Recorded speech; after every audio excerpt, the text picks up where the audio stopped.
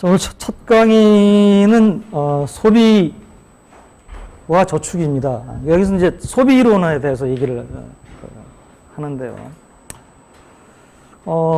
일단은 소비 이론에 대해서 우리가 이미 잘 알고 있는 이론을 먼저 얘기를 하도록 하죠. 그것은 이제 소비에 관한 케인스의 추측에서 시작되는 절대소득 이론이라고 하는 이론입니다. 케인스는 이제 사람들의 소비를 자기가 나름대로 관찰도 하고 자기 나름대로 또 생각도 하고, 그러니까 우리가 학문이라고 하는 건 다 알겠지만은 로지컬한 어떤 연역이라고 하나요? 그러니까 이렇게 생각을 해가지고 로지컬하게도 학문이 발전할 수 있고, 또 한 가지는 관찰을 한다는 건 데이터를 보는 거니까 데이터를 통해서 또 어떤 패턴을 찾아내는 것도 학문이고요. 그래서 이제 케인스가 이렇게 추측한 게 세 가지입니다. 이게 이제 절대소득 이론인데요. 첫 번째는 이제 이 말은 이렇게 썼지만은 사실은 이 말은 경제적인 용어고, 이걸 조금 쉽게 풀이하자면은 이런 거죠. 사람들은 자신의 소득이 증가할 경우, 이때 소득은 그냥 가처분 소득이라고 생각하면 됩니다. 그러니까 지금 여기서는 소득하고 가처분 소득을 구분하지 않고 쓰겠습니다. 그렇지만 당연히 이것은 가처분 소득입니다. 그냥 소득이란 말을 그냥 쓰고 있지만은 이걸 소득을 정확하게 용어를 써라 그러면은 가처분 소득입니다. 그래서 자기의 소득이 증가하면은 어떻게 한다는 얘기예요. 소득 증가분을 전부 다 자신의 소비를 증가시키는데 쓰지를 않고 그 중에 일부만 소비를 증가시키는 게 쓴다. 라고 하는 게 이제 우리가 일상적인 말로 쉽게 얘기를 하는 첫 번째 추측입니다.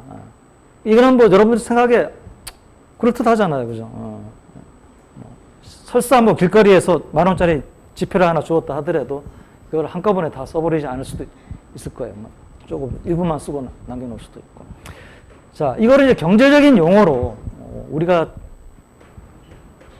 번역을 하면은 한계 소비 성향이라고 하는 것이 이제 등장을 합니다. 왜냐하면 한계 소비 성향이라고 하는 것이 아까 우리가 얘기했던 걸 다시 한번 생각해 봅시다. 첫째, 내가 소득이 증가하는 거, 그죠? 델타 Y죠. 소득이 변화하는 거죠. 했을 때 소비를 하는데 소비의 증가는 소득 증가보다 작다는 얘기죠. 그죠? 그리고는 소득이 증가했을 때 소비는 증가를 시킨다는 얘기죠. 그래서 우리가 이렇게 쓸 수가 있겠죠.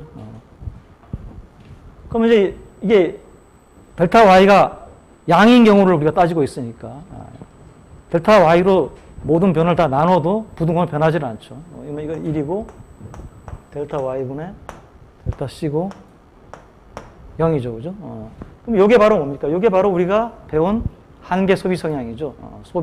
소득이 증가할 때 소비가 얼마나 증가하느냐. 이거 우리가 MPC라고 부르잖아요. 그래서 MPC가 0보다 크고 1보다 작다라고 하는 표현으로 바뀔 수 있다는 거죠.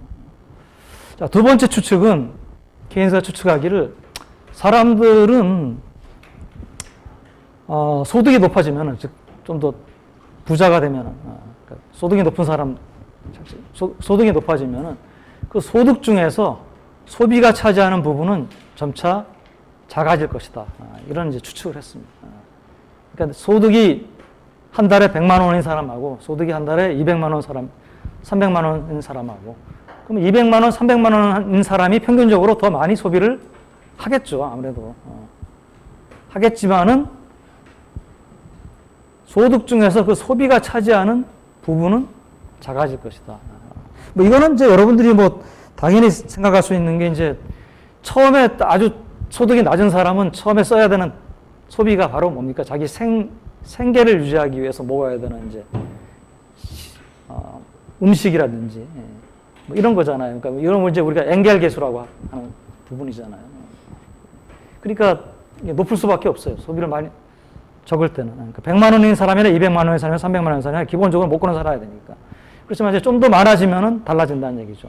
근데 요거를 이제 요거는 무슨 얘기냐 하면은 요거는 y가 커지면은 델타 y가 아니고 y 자체가 커지면은 그 중에서 c가 차지하는 비중이 작아진다. 그러니까 이거는 뭡니까? y가 커짐에 따라서 y분의 c가 떨어진다라고 하는 얘기예요.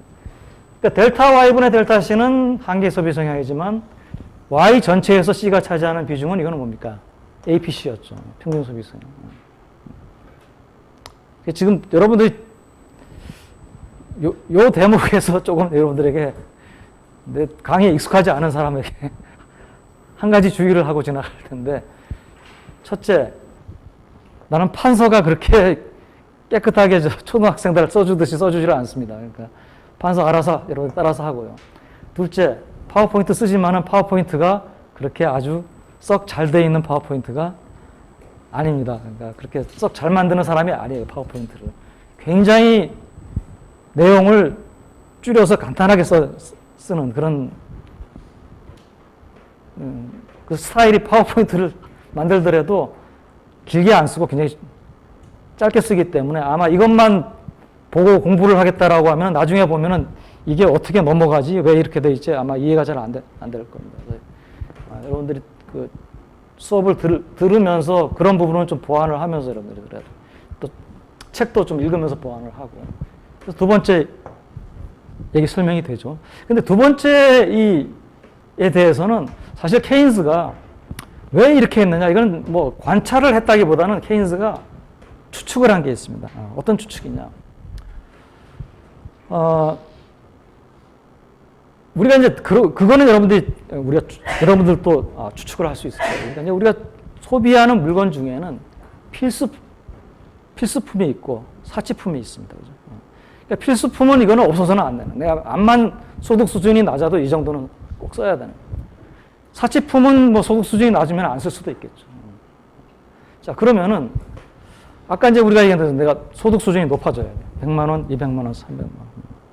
그러면은 소비도 높아진다 그랬죠. 근데 그 소비 중에는 뭡니까? 필수품이 있고 사치품이 있겠죠. 그럼 이제 100만 원 버는 사람은 거의 다 뭐 소비가 필수품인데 200만 원 버는 사람은 필수품에다가 사치품이 좀 들어가겠죠. 300만 원 버는 사람은 사치품이 더 들어가고. 그러면은 어떻게 되겠습니까?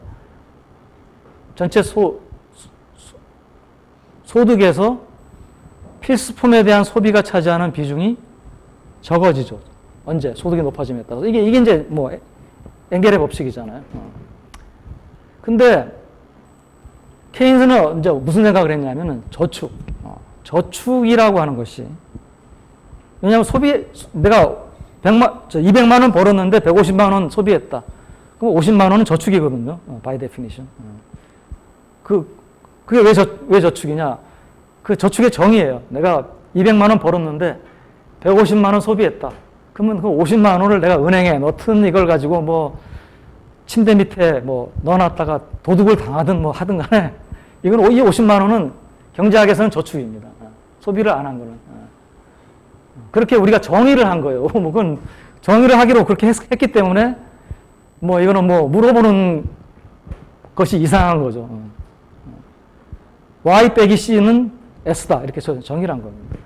자, 그러면 이제 그 저축인데 그것이. 그러니까 소득 중에서 소비하지 않고 남는 부분이 저축인데, 저축은 어떤 특성을 가지고 있느냐? 필수품의 특성을 가지고 있느냐? 아니면 사치품의 특성을 가지고 있느냐? 어디에 가까울 것이냐? 그럼 저축은 내가 찢어지게 가난한데 저축을 할 여유가 없죠. 그러니까 필수품은 아니에요. 내가 굶어 죽더라도 내가 저축을 해야 된다. 이거는 아니잖아요. 그러니까 저축은 굳이 그 두 재화의 특성 중에서 어느 거에 가깝냐를 보면 사치품에 가깝다. 자, 그러면은 소득이 늘어남에 따라서 아까 뭐라고 그랬습니까? 필수품의 비중은 줄어들고 사치품의 비중은 늘어난다. 근데 저축은 사치품이라고 볼 수가 있다. 그러면 Y가 늘어남에 따라서 저축의 비중도 늘어난다. 저축의 비중이 늘어나면 소비의 비중은 줄어든다. 이게 케인즈가 생각을 한 소비에 관한 추론입니다. 이런 식으로 얘기를 했어요. 추측을 했어요. 여러분도 할 수 있죠. 여러분도 할 수 있는 추측입니다. 자, 세 번째.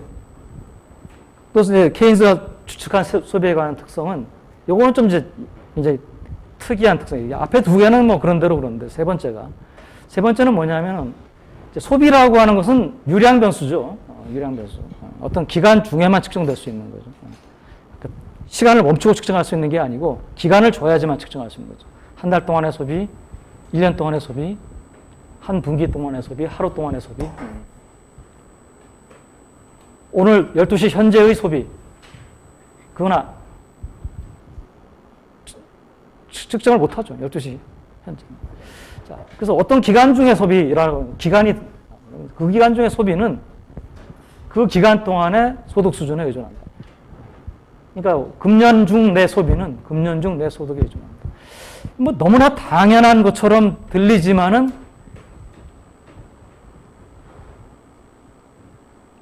그렇지 않은, 이거 이외에도 소비에 영향을 미칠 수 있는 다른 요인들을 생각하면은 케인즈의 주장이 또 좀 이상한 주장이라는 것이 좀 느껴질 거예요.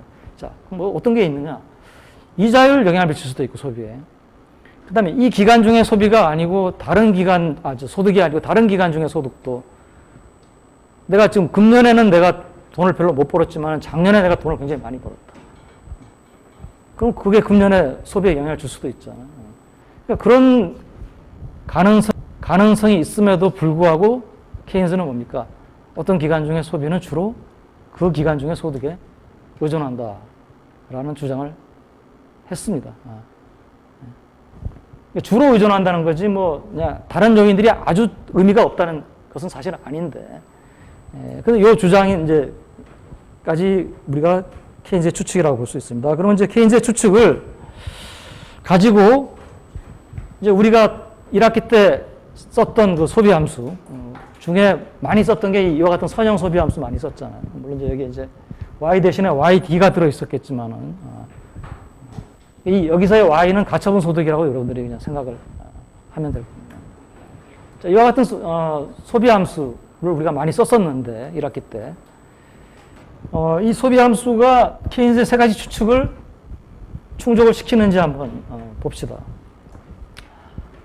그러면 이제 C는 C바 더하기 스몰 c의 Y인데, 여기는 이제 이건 가처분 소득이고요.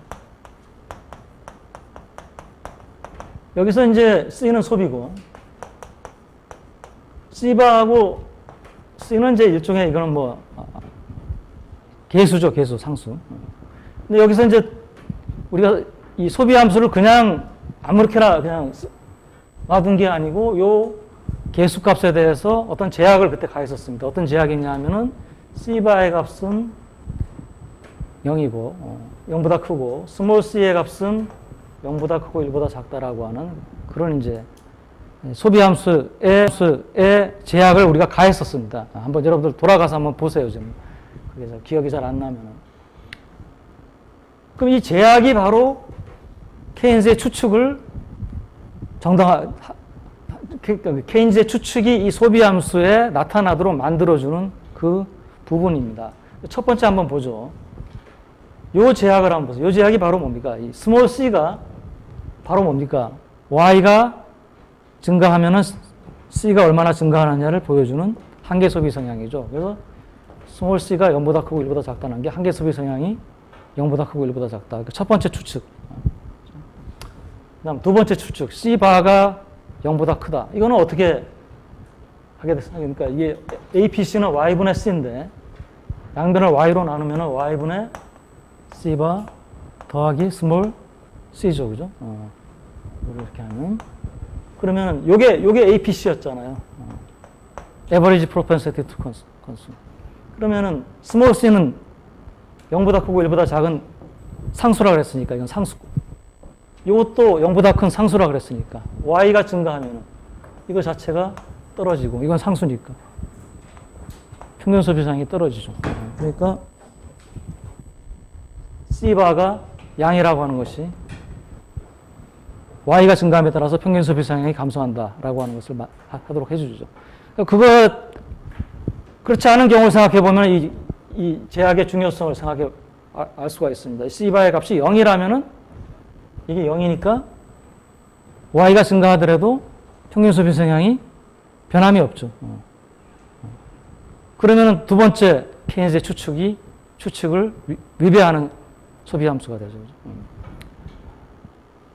이 C바는 뭐 여러분들이 이미 알겠지만은 좀 또 이렇게 우리가 쓰긴 썼지만은 또 다른 의미가 있죠, 이게. C바가 양이라고 하는 것이 뭡니까? 이 C바는 소득이 0이라도 소비를 하는 부분. 그러니까 이게 뭐 생계를 유지하기 위한 최저 수준의 소비 수준. 이거는 뭐 내가 소득이 없더라도 이 정도는 내가 소비를 해야 된다. 근데 소득이 없는데 어떻게 소비를 할 수가 있느냐. 그거는 뭐 지금 내가 소득이 없더라도 남한테 돈을 빌리면 소비를 할 수 있잖아요. 그래서 빌려서 소비를 하거나 아니면 지금 내가 소득이 없더라도 작년에 내가 소득이 좀 많아가지고 남겨놓은 게 있었다. 그러면 지금 소비를 할 수가 있잖아요.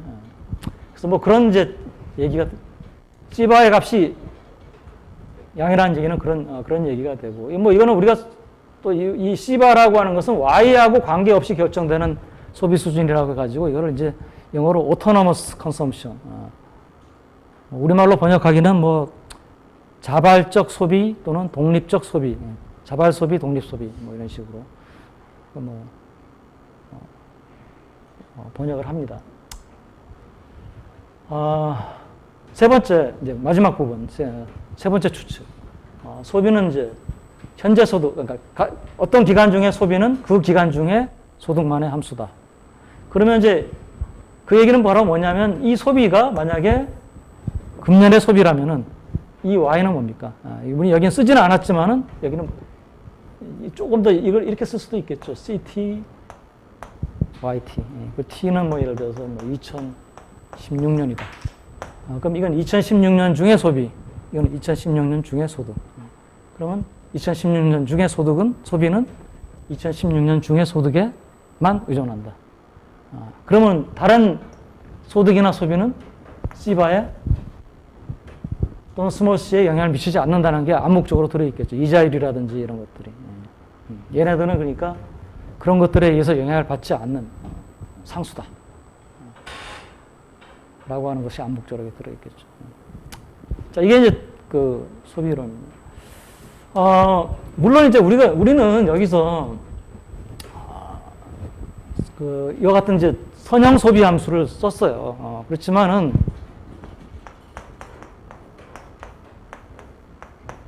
뭐 이런 일반적인 비선형 소비 함수를 우리가 쓸 수도 있습니다. 비선형 소비 함수를 쓰더라도 마찬가지로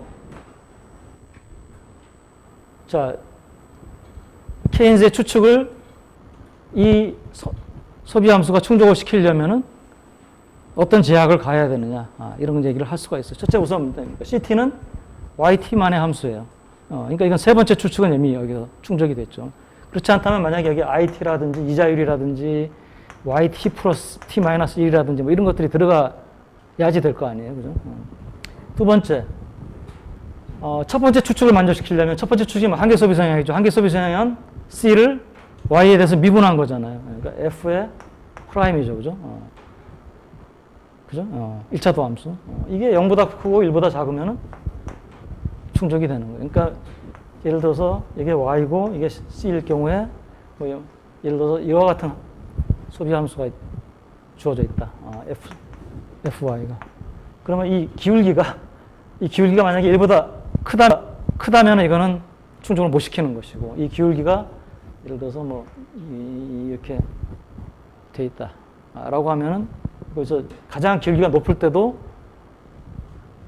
1보다 작다. 그리고 뭐 점점 작아지니까 기울기가. 그리고 0보다 크죠, 기울기가. 그래서 이런 거면은 충족을 시키. 세 번째를 충족시키는 것은 어떻게 우리가 확인할 수가 있느냐.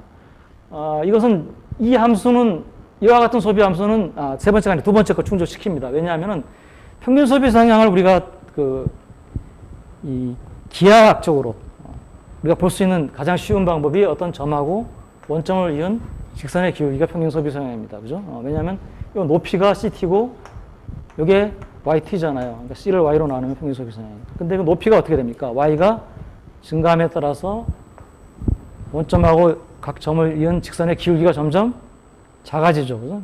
그래서 확인해 볼 수가 있습니다.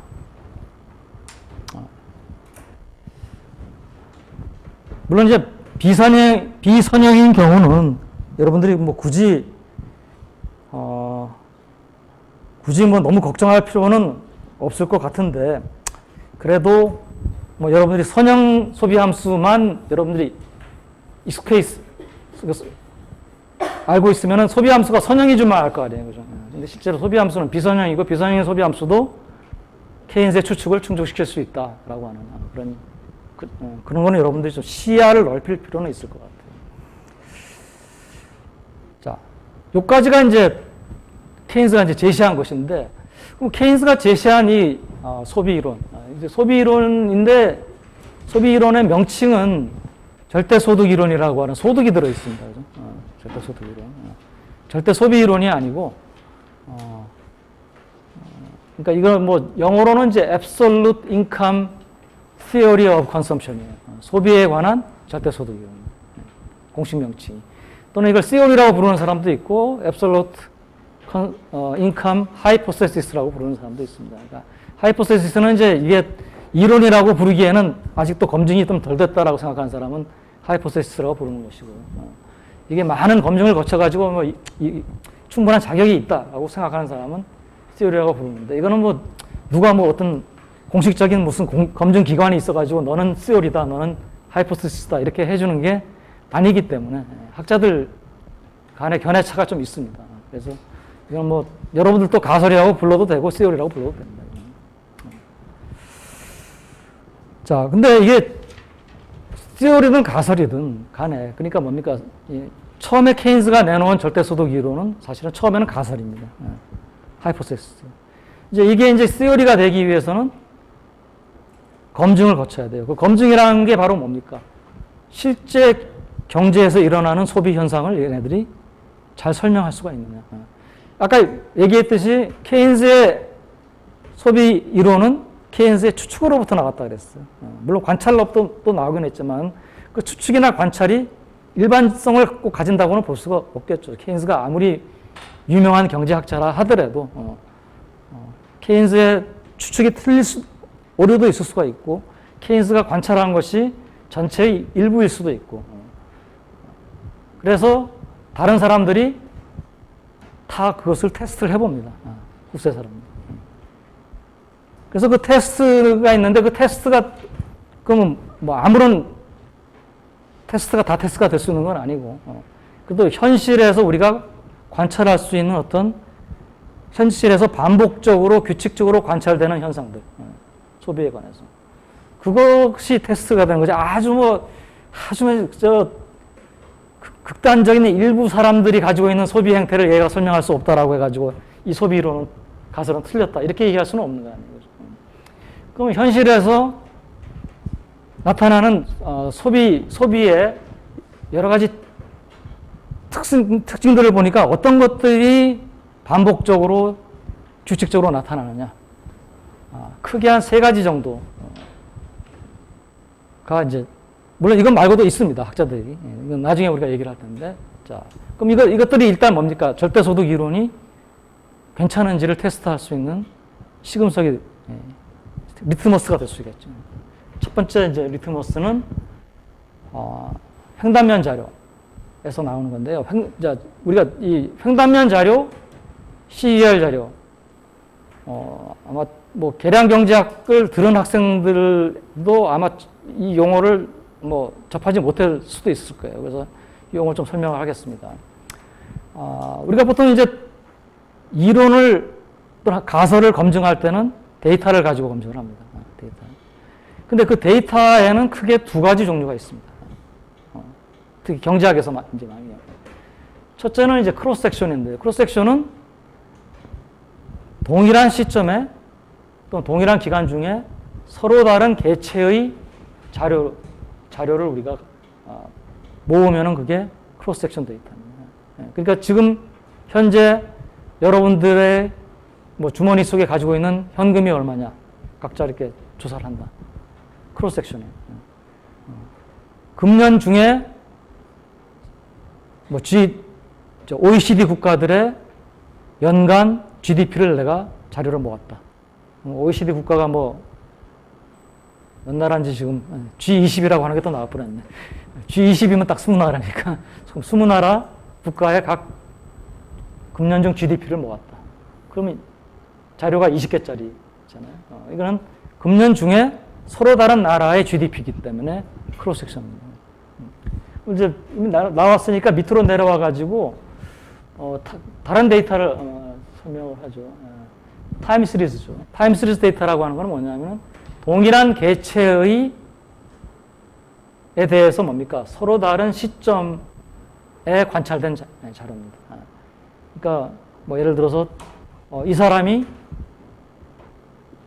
이번 달에 얼마 소비했고 같은 사람이 다음 달에 얼마 소비했고 그 다음 달에 얼마 소비했고 타임 시리즈가 타임 시리즈는 하고 크로스 섹션의 특징은 크로스 섹션은 데이터를 서로 순서를 막 흐트려 놔도 잃어버리는 정보가 없어요. 근데 타임 시리즈는 순서를 막 바꾸면은 놓치는 정보가 있어요. 왜? 타임 시리즈는 2월 다음에 3월이 오고 3월 다음에 4월이 오고 4월 다음에 5월이 오고 순서가 있잖아요. 그 순서에 따른 변화가 중요한 정보를 주거든요. 그래서 크로스 섹션하고 타임 시리즈의 차이가 이제 물론 이제 뭐 다른 차이도 있어요. 다른 차이도 있는데 그거는 뭐 여러분들이 통계학이나 계량 경제학이나 이런 걸 통해서 여러분들이 배우도록 하고 자 그래서 두 가지 자료가 있습니다. 그래서 두 가지 자료 소비에 관해서 두 가지 자료니까 첫 번째 자료는 뭐냐면 크로스 섹션은 자 금년에 이 사람의 소득 소비, 이 사람의 소득 소비, 이 사람의 소득 소비에 대한 자료를 모아가지고 내가 분석을 해요. 타임 시리즈는 예를 들어서 뭐 이 사람의 금년 소득 소비, 내년도 소득 소비, 내후년도 소득 소비. 근데 이 사람 한 사람만 보면 좀 그렇잖아요. 그죠? 그러니까 우리가 보통 타임 시리즈를 할 때는 한 개인보다는 뭡니까? 이 개인을 모아놓은 큰 덩어리. 우리나라 전체의 95년 소득 소비, 96년 소득 소비, 97년 소득 소비. 이런 자료를 가지고 합니다. 자, 여러분들이 좀 생각을 좀 하는 학생들은 그 두 개를 합쳐놓은 중간 자료도 있지 않았냐. 그러니까 이 사람들에 대해서 금년도 소비, 내년도 소비, 내후년도 소비. 그러면 횡단면도 되고 타임 시리즈도 되는 자료가 있지 않았냐. 물론 그런 자료 당연히 있습니다. 그리고 그 자료를 이용해서 계량 경제 분석을 하는 기법들도 많이 발전되어 있어요. 그 자료는 보통 우리가 횡단면 자료나 시계열 자료 한쪽만 있는 것보다는 양쪽이 다 있는 거죠. 그래서 훨씬 더 정보가 많고요. 대신에 분석도 더 어렵습니다. 그 정보를 제대로 우리가 끌어내려면. 이런 이제 데이터를 우리가 패널 데이터라고 부릅니다. 패널 데이터. 또는 뭐, 론지튜디널 데이터, 뭐 이렇게 이런 용어를 가지고 부르는데. 그건 뭐 나중에 지금 걱정하지 말고. 자, 보니까 횡단면 자료에서는 어떤 이제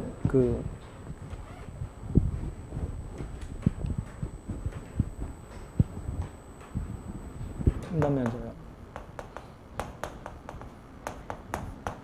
자료에서는 소득이 높을수록 소득 중 소비가 차지하는 비중이 감소해요. 이거 뭐 APC에 관한 얘기죠. 똑같은 얘기죠. 근데 이제 소득이 높을수록이라는 게 횡단면 자료라는 것은 뭐냐면은 여러분들 전체 소득 소비 자료를 내가 모았어요. 나눴어요, 여러분들. 소득 높은 사람, 소득이 낮은 사람. 여기는 이쪽 절반은 소득이 낮은 사람들이고 소득이 높은 사람들이에요. 두 그룹으로 나눴어요. 아니면 뭐 중간에 조금 버리고 3분의 1, 하위 3분의 1 이렇게 할 수도 있겠죠. 그리고는 이제 상위 3분의 1의 소비 자료도 있죠. 그러면 이제 소득 자료도 있고. 그러면 이 사람들의 평균 소비 상향을 각각 계산해 가지고 그것의 평균을 구해요. 이 그룹의 평균을. 요 하위 그룹의 평균도 구해요. 그러면은 소득 상위 그룹의 평균 소비 상향이 나오고 하위 그룹의 평균 소비 상향이 나오는데 그것이 뭡니까? 이쪽이 이쪽보다 더 낫다는 얘기죠. 감소한다는 얘기. 그죠? 그러니까 이거는 이제 우리가 이렇게 3분의 1씩도 할 수 있지만은 사실 이제 퍼센타일. 왜냐면 우리나라 전체 가계 조사를 하게 되면은 뭐 몇만 가구씩 자료가 들어오거든요. 그러면은 한 10개 그룹으로 나눠가지고, 최상위 그룹, 두 번째 그룹, 세 번째 그룹. 그럼 10개 그룹 간에 쫙 비교를 해볼 수가 있는데, 여전히 그런 패턴이 나옵니다. 소득이 높은 그룹일수록 평균 소비상이 줄어드는 그런 현상이 나와요. 그래서 이거는 뭐 이미 뭡니까? 이거 내가 썼을 때 이게 케인스의 두 번째 추측하고 똑같잖아요. 그죠? 그러니까 케인스의 절대소득 이론은 이것을 잘 설명을 해줍니다. 이 현상은. 그러니까 됐고. 두 번째 이제 시계열 자료입니다.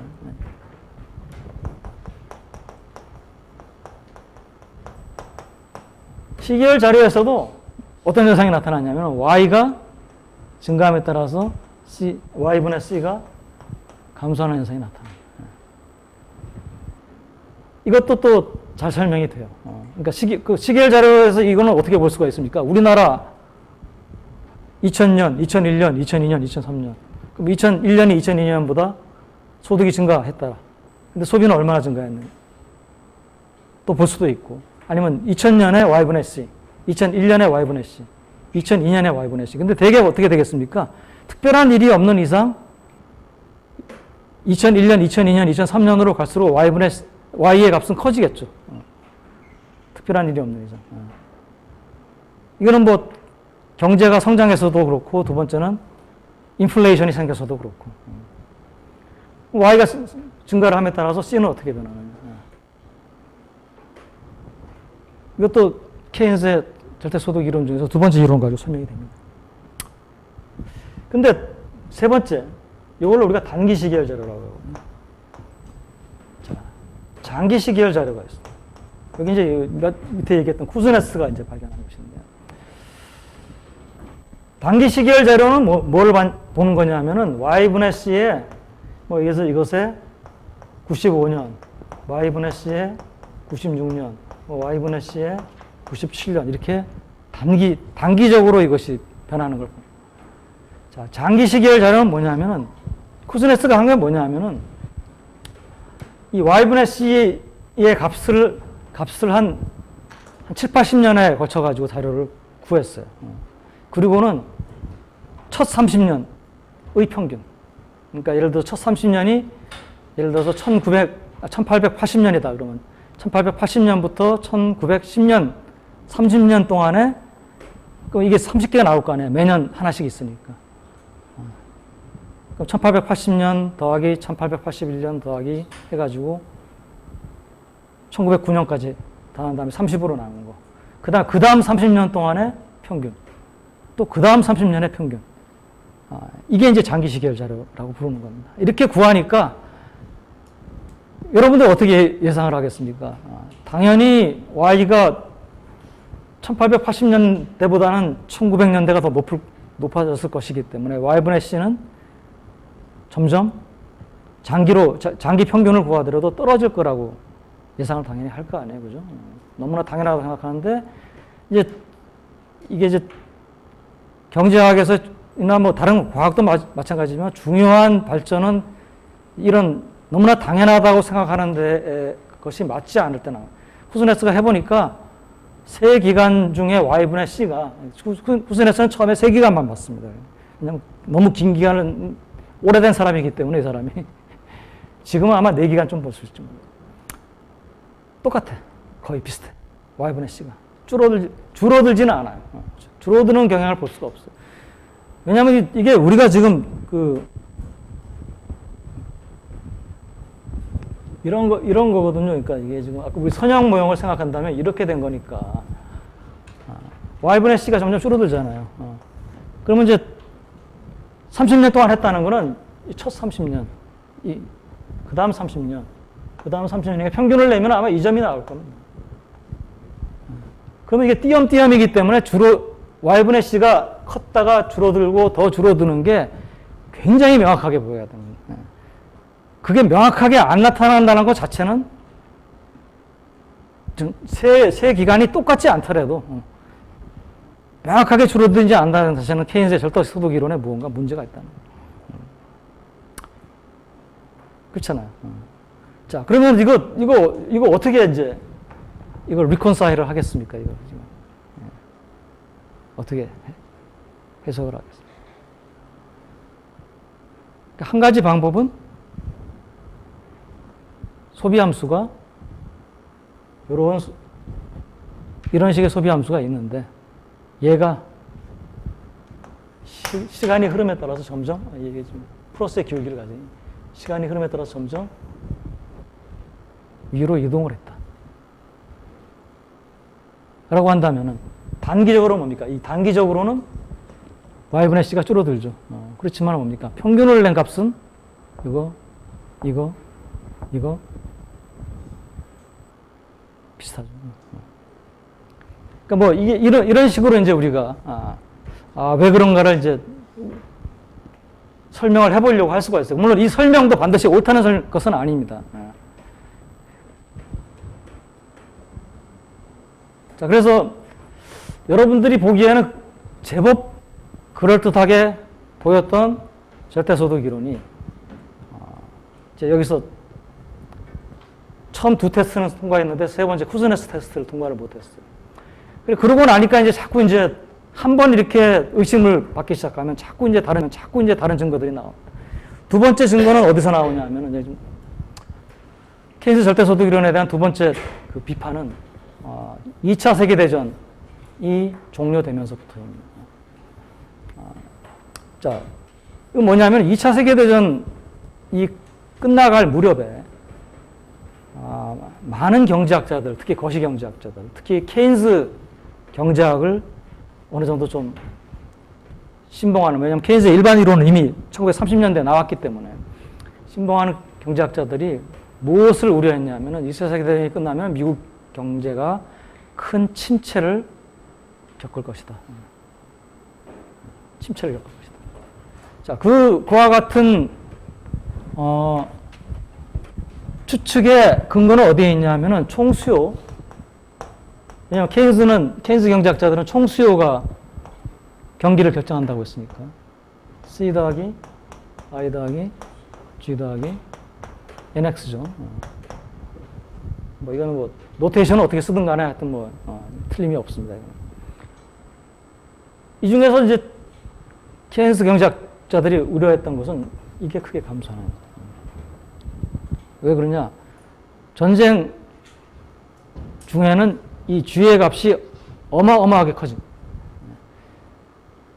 생각해보면 여러분들 그 전쟁에 동원되는 그 많은 병사들이 입고 먹고 그 총알, 그 무기 뭐 이런 거 생각해보면 엄청나. 지금은 뭐 훨씬 더 크죠. 지금 뭐 미사일 몇 대 쏘면은 엄청난 지출이.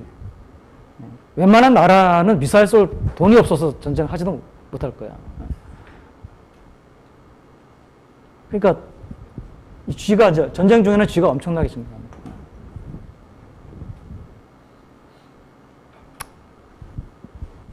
그래서 전쟁은 사실 엄청난 경기 호황을 가져옵니다. 여러분들 전쟁 한쪽으로는 파괴지만은 한쪽으로는 엄청난 전쟁을 하기 위한 생산이 엄청나게 일어나요. 그래서 Y가 이것이 이제 엄청나게 증가를 했었죠. 생각해보면 여러분들 알 겁니다. 전쟁 중에 동원돼서 싸우고 있는 병사들도 주로 남자들이지만 나름대로 다 생산을 하고 있는 거고, 파괴적인 생산입니다. 다 월급도 받고 다. 그 다음에 뭡니까? 이 사람들 먹여 살리기 위해서 물자를 만들어야 되는데 없으니까 뭡니까? 전쟁에 동원되지 않은 이제 여자들이 공장에 가서 일을 하고. 그래서 미국의 여성 근로자의 경제활동 참가율이 점프를 한 게 이제 전쟁이 이제 크게 기여를 했다는 거 아니에요. 그래서 근데 이게 반대로 이제 그럼 전쟁이 끝나면 어떻게 되겠습니까? G가 원래 수준으로 되돌아가게, 평상시 수준으로. 이만큼 올라갔던 게 평상시 수준으로 되돌아가는. 그러면 총수요, 다른 것에 변화가 없다면 총수요도 이만큼 늘어났던 게 줄어들 것이고, 총수요가 줄어들면 Y도 줄어들 것이다. 그래서 경기가 나빠질 것으로 예상했습니다. 그러니까 Y가 줄어드니까 뭐 C도 뭐 사실 좋을 건 없죠. 왜냐하면 이 소비라고 하는 것은 그 기간 중에 소득에 의존하는 거니까 그 기간 중에 소득이 안 좋으면 소비도 안 좋을 것이고, 뭐 특별히 뭐 경기 후퇴를 막을 만한 어떤 요인이 없어. 근데 실제로 뚜껑을 열고 보니까 2차 세계대전이 끝나고 미국 경제는 큰 호황을 겪었습니다. 큰 호황을 겪었습니다. 그 호황의 원인이 뭔지를 보니까 소비가 전쟁 중에 비해서 엄청나게 늘어납니다. 이게 이제 Y가 늘어나고 소비가 늘어나고 이런 인과관계가 아니고 소비가 먼저 늘어나요. 그러니까 이게 설명이 잘 안 되는 거예요. 설명이 잘 안 되는 거예요. 근데 그래서 이제 이건 뭐 우리가 나중에 보겠지만은 결국은 이제 어떤 일이 일어났냐면은 전쟁 중에 이제 군수 물자 생산하기 위해서 뭐 공장에서 일하고 사람들은 많이 고용이 되니까 또 뭐 병사들도 다 급여도 받고 하면서 전쟁하니까 소득은 엄청나게 늘어나는 거예요. Y가 늘어났다는 건 소득이 늘어난 거 아닙니까? 소득이 늘어난 것은 이제 정부 지출이 받쳐준 것이고, 소득은 많이 늘어났는데 소비는 어떻게 됐느냐? 돈은 벌었는데 소비할 데가 없어요. 왜냐하면 만드는 물건들은 전부 다 탄알이니 뭐 무슨 뭐 대포니 뭐 이런 것들인데 그거 뭐 내가 집에 갖다 놓고 쓸 수는 없잖아. 그러니까 사람들이 쓰고 싶어도 물자가 부족합니다. 타이어를 만들어도 전부 다 군대로 가고 집에서 쓸 수 있는 거 돌아다니는 건 얼마 없고 암시장에서 뭐 높은 가격에 거래가 되긴 되겠지만, 그러니까 할 수 없이 뭡니까? 저축이 일어나는 거예요. 이런 저축을 우리가 강제저축이라고 합니다. 그러니까 저축이 일어나면은 이 저축이 뭡니까? 부가 형성이 되죠. 왜였어? 전쟁 끝났어요. 이제는 더 이상 군수물자 생산할 필요가 없습니다. 소비재를 생산할 수가 있어요. 그러니까 뭡니까? 그동안에 쌓여있던 이 저축이 갑자기 소비로 나타난 거예요. 그러면 이 스토리는 뭐 그냥 당연한 현상을 우리가 그대로 설명한 것인데, 이 스토리는 케인즈의 절대소득 이론이 가지고 있는 문제점을 지적을 하고 있죠. 소비, 1945년 직후의 소비인데 이것이 무엇에 의해서 결정이 됐느냐? 1945년 시작할 때 사람들이 가지고 있었던 재산, 웨스가, 또 그 웨스는 또 뭡니까? 1945년 이전에 사람들이 벌었던 소득. 그러니까 현재 소비는 현재 소득에만 주로 의존한다라고 하는 케인즈의 추측이 이제 덴트가 가는 거죠. 흠집이 생기는 거죠. 그 다음에 이제 이런 다른 소비 이론들이 나옵니다. 그래서 이제 그 이후에 소비 이론들이 많이 여러 가지 등장하는데, 대표적인 소비 이론이 상대 소득 이론. 나는 이론이라고 부르겠습니다. 그러니까 이제 뭐 가설이라고 부를 수도 있겠지만, 그 다음에 항상 소득 이론, 그 다음에 생애 주기 소득 이론, 또는 뭐 평생 소득 이론이라고 부릅니다.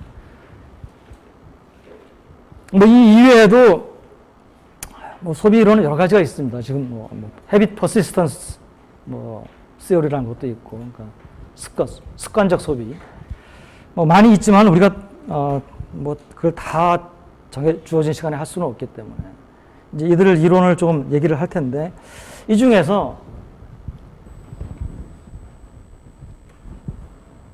그러니까 우리가 절대가 있고 절대 소득 이론이 있고 상대 소득, 항상 그다음에 뭐 평생 소득이라고 부르겠습니다. 그냥 숫자, 글자 개수를 맞추기 위해서. 뭐 또 생애 주기 소득 이론이라고 부르기도 하고. 이 중에서 이제 얘는 이제 비판을 받았고, 얘에 대한 비판을 받아들여서 개선시키기 위해서 나온 것들이 얘네들인데, 이 중에서 얘네 둘하고 얘하고는 조금 차이가 있어요. 요 두 이론은 합리적 소비자를 전제로 한 이론이고요. 상대 소득 이론은 오히려 소비에 있어서의 비합리성을 강조하는 이론입니다. 합리적 소비자라는 게 뭐냐? 합리적 소비자라는 것은 여러분들이 경제학을 가지고 먹고 산다면 여러분들이 이게 맞는 거다라고 주장해야 되는 바로 그겁니다. 뭡니까? 합리적 소비자라면 주어진 예산 제약 하에서 자신의 효용을 극대화시키도록 행동한다. 근데 효용을 극대화시키는데 그게 뭐 그 효용이 아무런 효용이 아니고 효용에 관한 우리가 알고 있는 액시엄을 충족시키는 효용.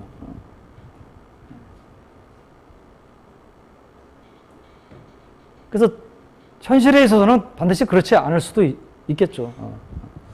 그래서 그것이 이제 깨주는 순간에 경제학도 흔들흔들합니다.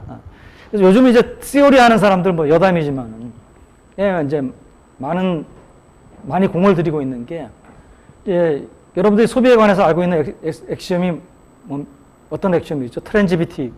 트랜지비티라는 게 있고 또 뭐가 있습니까? 효용함수에 관해서 알고 있는 액시엄 3가지 정도 있는데 하여튼 뭐 이런 액시엄들 중에 하나의 일부를 완화시켰을 때 여전히 어떤 합리적인 행동이 나타날 수가 있냐. 이런 거를 이제 요즘 연구를 많이 하고 있어요. 그러니까 뭐 바운디드 레셔널리티라고 하는 것도 그런 범주지만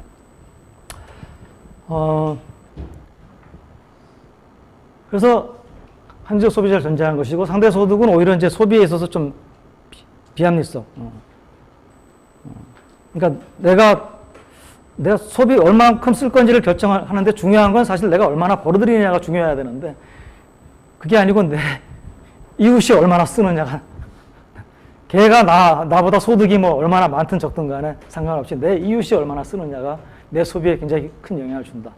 그러면 좀 비합리적인 거잖아요.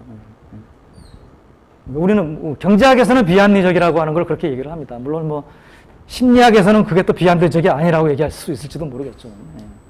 그게 뭐 너무나 사람이라면 너무나 당연한 거다. 그게 뭐 그렇게 얘기할 수 있을지 모르겠지만 최소한 경제학적인 시각에서는 이제 비합리성이라는. 자, 그러면 이제 이걸 얘기하는데 이걸 얘기하기 위해서 우리는 제일 먼저 하는 것이 합리적 소비자라면 소비를 어떻게 결정하냐라고 하는 것을 먼저 보고 시작하려고 합니다. 우리 스스로는. 그래서 이게 소비 이론의 미시경제적 기초입니다. 이것이. 그러니까 소비 이론의 미시경제적 기초라고 하는 것은 합리적 소비자라면 소비를 어떻게 결정하느냐. 요 이론이 모형은 여러 사람들이 이제 뭐 서로 이제 협조를 안 하면서 이렇게 이 사람도 개발하고 저 사람도 개발했지만은 가장 그래도 우리가 쓰고 있는 모형에 가장 가까운 것을 개발한 사람이 이제 피셔입니다. 그래서 이걸 뭐 우리가 피셔 모형이라고도 부릅니다. 그러면 이제 경제학 모형을 구체적으로 소개하는 것은 뭐 좀 다음 시간에 하더라도 일단 모형의 좀 기초를 먼저 얘기를 하죠. 자, 이 거시경제학에 있어서 소비라고 하는 것은 여러분들이 미시경제학에서 소비라고 부르는 것하고 달라요. 왜 다르냐? 미시경제학에서 소비 선택이라고 하면은 X제하고 Y제 간의 선택입니다. 내가 점심으로 뭐 짜장면을 시켜 먹을 거냐, 아니면 뭐 학교 구내식당에서 뭐 그냥 밥을 먹을 거냐, 뭐 이 선택의 문제예요. 자, 거시경제학은 뭐라 그랬습니까? XJ, YJ 구분 안 하고 다 뭉뚱거린다고 그랬습니다. 다 그러니까 내가 짜장면을 먹어도 거시경제학에서의 소비고, 소비가 증가하는 거고, 구내 식당에서 뭐 백반을 먹어도 소비가 증가하는 건 뭐 똑같이 증가해요. 또 값이 같다면 5,000원짜리라면 같이 증가해요. 그러면 소비를 선택한다는 게 무슨 의미가 있느냐는 거죠. 근데 거시경제학에서의 소비도 선택의 대상입니다. 그럼 거시경제학에서 우리가 소비를 선택한다라고 하는 것은 무엇을 선택하는 것을 의미하느냐. 뭐 답이 여기 나와 있지만 뭡니까? 거시경제학에서는 소비를 선택한다는 게 뭡니까? XJ, YJ가 아니고 XJ, YJ, ZJ 내가 소비하는 전체 소비 액수를 선택하는 거거든요. 그럼 그게 선택이 되면은 자동적으로 무엇이 선택이 됩니까? 내가 벌어들인 소득 중에서 소비하고 남는 부분이 뭡니까? 나머지가 저축이라고 그랬죠. 그러니까 Y가 나한테 주어졌을 때 C를 선택을 하면 S도 내가 선택합니다. 자, 그런데 저축이라고 하는 것은 우리가 왜 선택을 하느냐 생각합니다. 내가 왜 저축을 하느냐.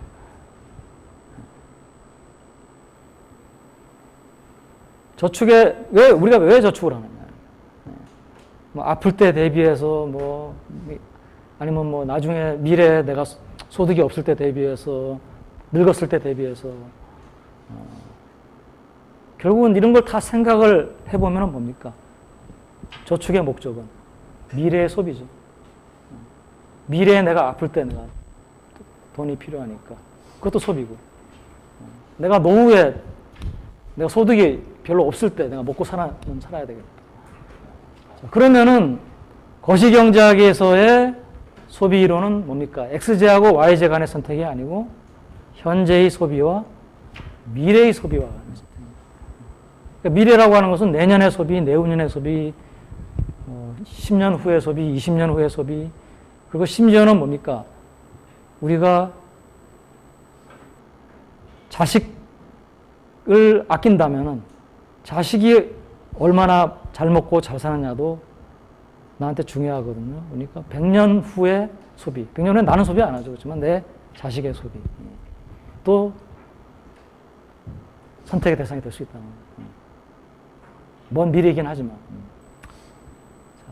그래서 거시경제학에서의 소비는 현재 소비와, 선택은, 소비 선택의 문제는 현재 소비와 미래 소비 간의 선택입니다. 그리고 미래라고 하는 것은 현재는 2016년이지만 미래는 굉장히 많은 연도가 있잖아요. 그러니까 사실은 미래는 굉장히 많은데, 기간이 많은데, 우리는 일단은 조금 쉽게 이제, 그 얘기를 하기 전에. 그래서 거시경제학에서의 소비 선택을 우리가 뭐라고 그러냐면, 현재 소비하고 미래 소비, 즉 서로 다른 기간 간의 소비 총액의 선택이라고 해가지고 기간 간 소비 선택이라고 부릅니다. 기간 간은 인터템포럴을 번역한 거예요. 템포럴. 서로 다른 기간에 있어서 소비를. 그러니까 여러분들 저기 보세요. 미시경제학에서는 맥스, U, XJ, YJ 소비를 하는데 PXX 더하기 PYY equal I. 이 전체 지출이잖아요. 전체 지출을 XJ, YJ 또는 뭐 이게 뭐 ZJ 뭐 얼마든지 갈 수 있죠. 얼마만큼 쓸 것이냐. 라고 하는 게 미시경제학의 소비잖아요. 거시경제학에서의 소비 선택은 뭡니까? 사실은 이거를 선택하는 거예요. 그렇잖아요. 그러면 내가 Y가 있고, 이거는 소득이 아닙니다. 그러니까 우리 미시경제학에서는 소득이라고 불렀지만 사실은 전체 소비 지출액이죠. 어떻게 보면 S가 있고, 이게 바로 뭡니까? 거시경제에서 얘기하는 C죠. 전체 소비 지출액이죠. 그래서 미시경제학은 요 안에서 XJ, YJ 선택이고, 거시경제학은 C하고 S 간의 선택이고, 그 이제 차이입니다. 인터템포럴 초이스라고 합니다. 자, 근데 이제 아까 얘기한 대로 우리가 이제 이걸 이제 실제로 모형으로 이제 여러분들 저기 XJ, YJ 이렇게 선택하는 이것도 모형이거든요. 일종의 간단한 모형이거든요. 우리도 단순하게 모형을 만들어 보자. 그럼 어떻게 단순하게 모형을 만들 수 있느냐. 이게 XJ, YJ, ZJ, 뭐, 실제로 뭐 존재하는 재화가 뭐, 수만 개, 수천만 개도 될 수 있는데, 그럼 뭐, 굉장히 복잡하잖아요. 그러니까 제가 두 개로 줄여가지고 우리가 간단하게 좀 본 거잖아요. 여러분들 책에서 많이 보는 게. 그리고 이렇게 줄여놓으면은 인디퍼런스 커브도 그릴 수 있고. 마찬가지로 이제 거시경제학, 그 기간 간 선택도 여러 기간이 있지만은 가장 간단하게 볼 수 있는 게 뭡니까? 두 기간이죠. 현재, 미래. 미래는 뭐 그냥 간단하게 내년이라고 하든지 아니면 그냥 지금부터 미래는 다 뭉뚱거려가지고 미래라고 부르든지. 그래서 이제 우리가 두 기간만 보겠습니다. 하나는 이제 일기는 청년기라고 보고요. 그러니까 우리가 태어나서 한 60세, 한 80세까지 산다 그러면 40세까지를 일기라고 보고 41세부터 80세까지를 이기라고 봅니다.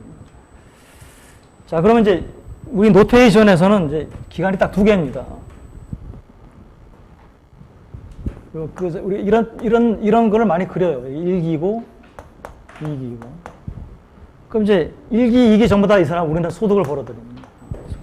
이걸 Y1, Y2라고 보겠습니다. 이걸 이제 뭐 이제 마지막으로 얘기하지만 우리가 사실은 이제 정확하게는 가처분 소득이죠. 정부가 세금을 걷어간 후의 소득. 그렇지만 이제 그냥 소득이라고 부르겠습니다. 그 다음에 소비가 있습니다. 그럼 이제 이 사람에게 주어진 문제는 뭡니까? 현재 Y1, 미래 Y2의 소득이 발생하는데 이거를 C1하고 C2에 어떻게 할당할 것이냐. 그럼 그 다음에는 세상이 다 끝나기 때문에 더 이상 뭐 우리 걱정할 필요가 없다라고 생각을 하고. 자, 이제 뭐 시간이 다 돼서 자 이제 이거 뭐 여러분들 뭐 잘 알죠? 이제 이 문제는 C1하고 C2를 우리가 XJ하고 YJ라고 생각을 하면 되는 거거든요. 근데 이제 그러면은 제일 먼저 우리가 해야 될 게 이제 우리가 두 가지는 알면 되죠. 예산제약하고 그 다음에 선호. 이 두 개에 대한 선호하고 예산제약을 하고 예산제약을 한번 뭐 그냥 내가 그냥 식을 딱 쓰고 그냥 이거다 이렇게 얘기하면은 뭐 좋겠지만은 이제 이 수업은 여러분들이 좀 우리가 마이크로 파운데이션이 미시경제적 기초가 이 수업의 중요한 씀이거든요. 그럼 미시경제적인 기초라고 하는 것은 여러분들이 거시경제적인 현상을 미시경제적 기초로부터 도출을 좀 할 수 있어야 돼요. 그러려면 생각을 좀 할 수 있어야 됩니다. 그래서 여러분들이 그 생각을 좀 하는데 좀 중점이 있기 때문에 예산제약 한번 생각해 봅시다. 예산제약. 이런 경우에 예산제약 우리가 어떤 예산제약을 생각할 수 있는지. 첫 번째는 이제 이 Y1하고 Y2가 예를 들어서 이렇게 생각해 보세요. 로빈슨 크루소 생각해 봅시다. 로빈슨 크루소고 혼자 살아요, 섬에. Y1, Y2는 뭐 예를 들어서 바나나라고 생각합시다. 그래서 이게 1년, 금년하고 내년인데 바나나 금년에 나무에서 난 거 금년에 안 먹으면 다 썩어서 못 먹어요. 내년에 난 바나나는 내년에 다 썩어서 못 먹어요. 그러니까 이게 지금 내가 얘기하는 건 뭡니까? 이런 생산물이라든지 저장이라든지 이런 데 관련된 기술이 예산 제약의 형태에 영향을 미친다는 거죠. 자, 지금 이와 같은 것은 뭡니까? 저장을 할 수가 없는 거예요. 그러면 C1은 어떻게 되겠습니까? 이거죠, 그죠? 현재 지금 내가 금년에 난 바나나밖에 못 먹어요. 그 이상 먹을 수가 없어요. C2는